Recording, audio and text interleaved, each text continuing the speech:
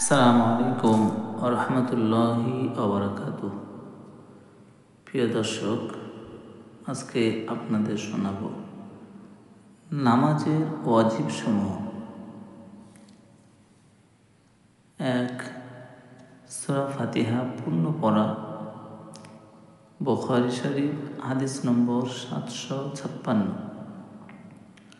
2. সূরা ফাতিহার সঙ্গে অন্য একটি সূরা বা আয়াত অথবা ছোট 3 আয়াত পরিমাণ মিলানো।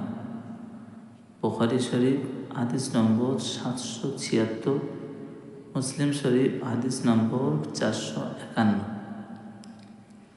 3. ফরজের প্রথম 2 রাকাতকে কিরাতের জন্য নির্দিষ্ট করা।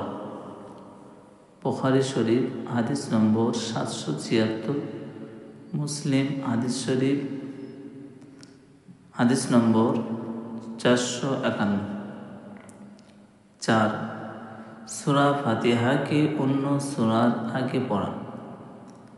তিরমিজি হাদিস নম্বর 246, তাহাবি হাদিস নম্বর 1172। 5. নামাজের সকল রুকন ধীর স্থিরভাবে আদায় করা, অর্থাৎ রুকু, সিজদা এবং রুকু থেকে সোজা হয়ে দাঁড়িয়ে ও 2 সিজদার মাঝখানে সোজা হয়ে বসে কমপক্ষে 1 তাসবিহ পরিমাণ দেরি করা। আবু দাউদ হাদিস নম্বর 856, 858। 6. প্রথম বৈঠক করা, অর্থাৎ 3 অথবা 4 রাকাত বিশিষ্ট নামাজে 2 রাকাতের পরে বসা। বুখারী শরীফ হাদিস নম্বর 828।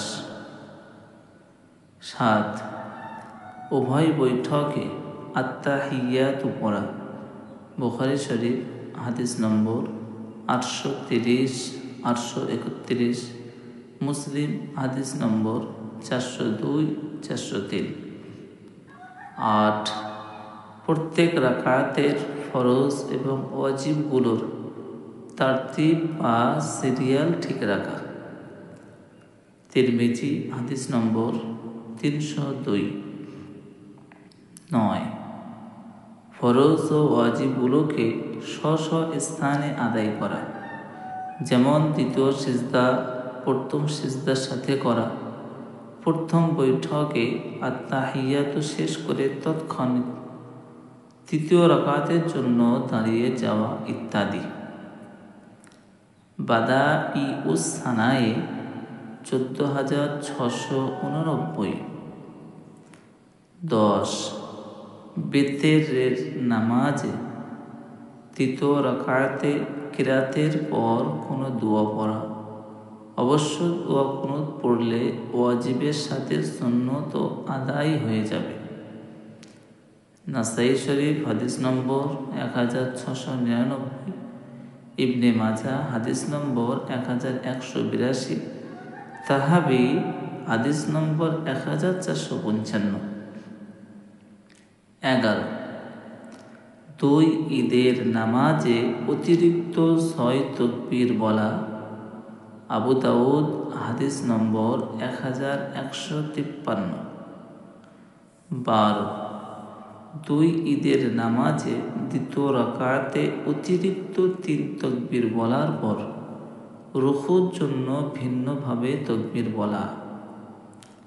মুসান্নাফে ইবনে আবি শাইবা হাদিস নম্বর 5704, মুসান্নাফে আব্দুর রাজ্জাক হাদিস নম্বর 5685।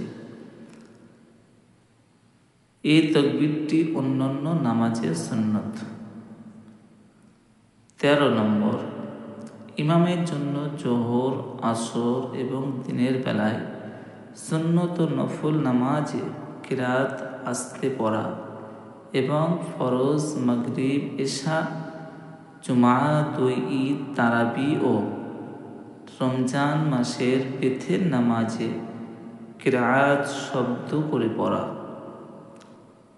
মারাসিলে আবু দাউদ হাদিস নম্বর 41, মুসান্নাফে আব্দুর রাজ্জাক হাদিস নম্বর 5700, মুসান্নাফে ইবনে আবি শাইবা হাদিস নম্বর 5452।